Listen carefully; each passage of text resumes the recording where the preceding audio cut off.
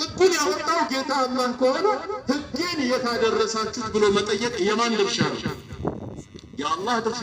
ኢሳ ስገዱልኝ ብሎ አላዘዘ፣ ጾሙ አላለ፣ ይሄ ዋጅብ ነው አላለ፣ ይሄ ሐራም ነው አላለ። ታዲያ ነገ የሚዳኘን በየትኛው ህግ ነው? ባልሰጠን፣ ባልደነገገው፣ ባላዘዘን፣ ባልከለከለን። አላህ ግን ሊጠይቀን መብት አለው። ህጉን የደነገገው እሱ ነው። 5 ወቅት ሰላትን ፈርድ ያደረገው እሱ ከሆነ ነገ የውሙል ቂያማ የታደረሳችሁት ህጌ ይጠይቀናል። ይሄን ሐራም ያደረገው እሱ ከሆነ ለምን ፈጸማችሁ ሊጠይቀን ይችላል። ህጉን ያወጣው ባለቤቱ ስለሆነ። ኢሳ ህግ ደንጋጊ እንዳልሆነ እነሱም ያምናሉ። ታዲያ እንዴት ነው ዳኛና ፈራጅ የሚሆነው?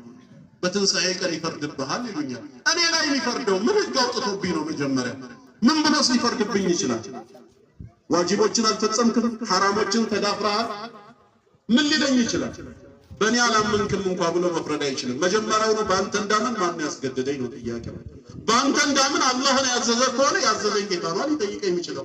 ትእዛዜን የታደረግከው በላኩት አምነሃል ወይስ አላመንክም ብሎ መጠየቅ የሚችለው ማን ነው? አላህ ነው። ጉዳዩ አላህ ጋር ነው። መዳንም ሆነ መጥፋት ግልጽ ነው። ከአደምም ሆነ ከኢሳ ጋር ምንም የሚያገናኘው ነገር የለም። ተግባብተናል። በዚህ መልኩ ነው የምንረዳው። አላህ እኛን የፈጠረን እሱን ልናመልከው ነው። የአላህ ስራ መፍጠር ነው። ዒባዳውን መቀበል የዒሳ ነው የሚል የሞኝ አስተሳሰብ የለንም። ካልፈጠረን ዒሳ የሪዝቅን ጉዳይ ኃላፊነት ወስዶ ካላበላን ካላጠጣን ዒባዳውን ለምንድን ነው ለሱ አሳልፈን የምንሰጠው? ሰው ማምለክ ካለበት የፈጠረውን ነው። ያ አዩሃ ናሱ እዕቡዱ ረበኩም አለዚ ኸለቀኩም ያለው አለዚ ሱሊበ ሚን አጅሊኩም አለ። የፈጠራችሁን ጌታ አምልኩ አለ። ኢሳ እኔ ፈጥሬያችኋለሁ ካላለ ሊመለክ አይችልም። ሊመለክ የሚገባው መፍጠር የቻለው ጌታ አላህ ነው። እሱ ነው ልናመልከው የሚገባው። ማንን ነው? ሊያበላን ሊያጠጣን የሚችለው ጌታ አላህ ነው። ፈብተጉ ዒንደላሂ ሪዝቀ ወዕቡዱ፣ ሲሳይንም ከጌታችሁ ከአላህ ፈልጉ፣ እርሱንም ብቻ አምልኩ።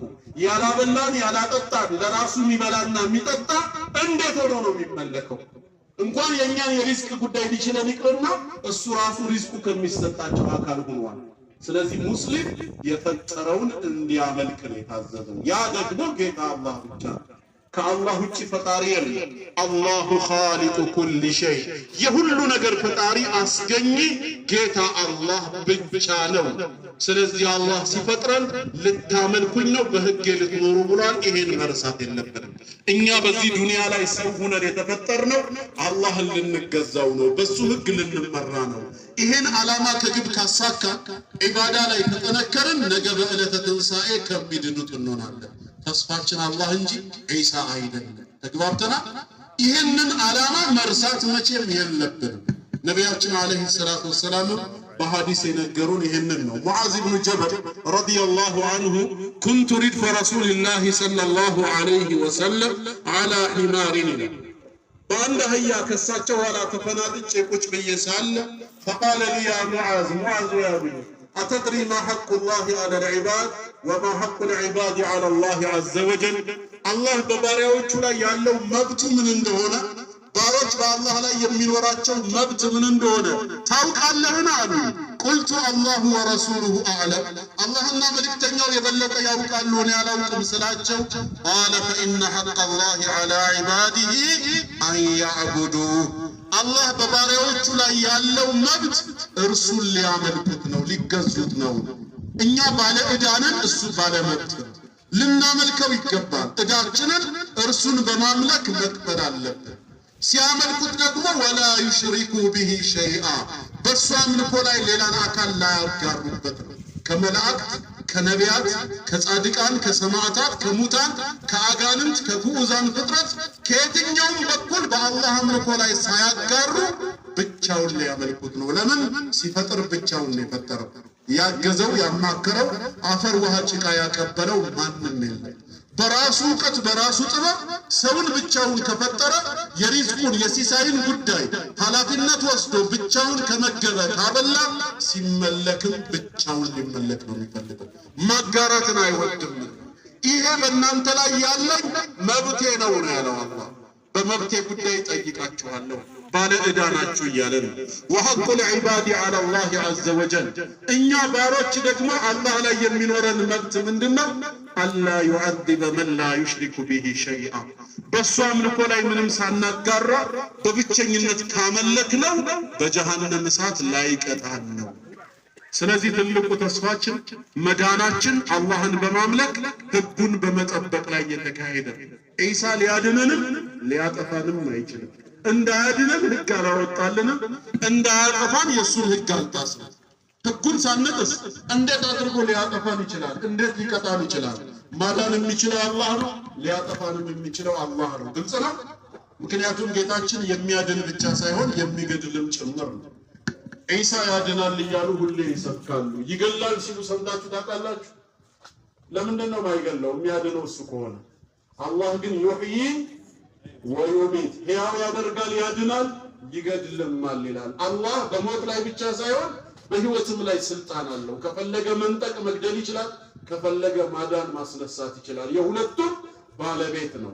የፈጠረን አላህ ነው። ህግ ያወጣው እሱ ነው። ነቢያትን የላከው እሱ ነው። ሊመለክ የሚገባው እርሱ ብቻ ነው። ይሄ ነው እስልምና የሚያስተምረው።